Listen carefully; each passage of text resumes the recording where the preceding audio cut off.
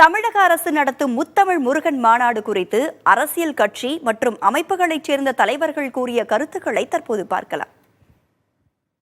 இப்போது புதிதாக பக்தி வேஷம் போட்டுக்கொண்டு திராவிட முன்னேற்ற கழகத்தினுடைய அரசு, திராவிட மாடல் அரசு, விடியா திமுக அரசு இப்போது முருகன் மாநாடு நடத்தி கொண்டிருக்கிறார்கள். இது பகல் வேஷம், இரட்டை வேஷம்.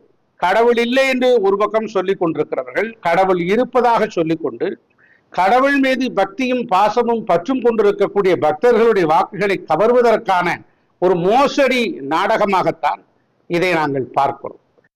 இந்து சமய அறநிலையத்துறை என்பது அதிகாரப்பூர்வமாக ஒரு துறையாக தீர்மானிக்கப்பட்டு நீண்ட காலமாக அந்த துறை செயல்பட்டு கொண்டு இருக்கிறது. அந்த துறைக்கு தனி பொறுப்பும் அமைச்சரவை பொறுப்பும் கொடுக்கப்பட்டிருக்கிறது.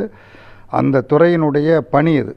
கோயில்களை கட்டுவது, குறிப்பாக இந்து மத கோயில்களை கட்டுவது, கும்பாபிஷேகம் செய்வது, இது போன்ற மாநாடு நடத்துவது அவர்களுடைய பொறுப்பாகும். அந்த பொறுப்புகளை அவர்கள் நிறைவேற்றி கொண்டு இருக்கிறார்கள். இந்த பொறுப்பை செய்கிற காரணத்தினாலேயே திராவிட முன்னேற்ற கழகத்தில் இருப்பவர்கள் அல்லது அமைச்சர்கள் எல்லோரும் கடவுள் நம்பிக்கை உடையவர்கள், ஆன்மீகத்தை ஏற்றுக்கொண்டிருக்கிறார்கள் என்று அதுக்கு பொருள்படாது. பொறுப்பான முதலமைச்சர் அவர் சார்ந்த அவருடைய கொள்கையிலே அவர் தெளிவாகத்தான் இருக்கின்றார். அவருடைய அரசு பணியிலே இது ஒன்று, கட்சி பணி அல்ல. கட்சி பணியில் அவர் திமுகவின் சார்பிலே முத்தமிழ் முருகன் மாநாடு அவர் நடத்தலை.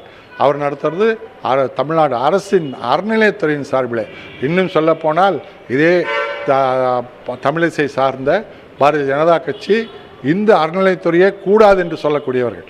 இந்து சமய அறநிலையத்துறை கூடாது, கோயில்கள் எல்லாம் தனிப்பட்ட முறையில் விட்டுவிட வேண்டும், அவர்கள் நடத்த வேண்டும், அரசுக்கு இதை பணி அல்ல என்று சொல்லக்கூடியவர்கள்.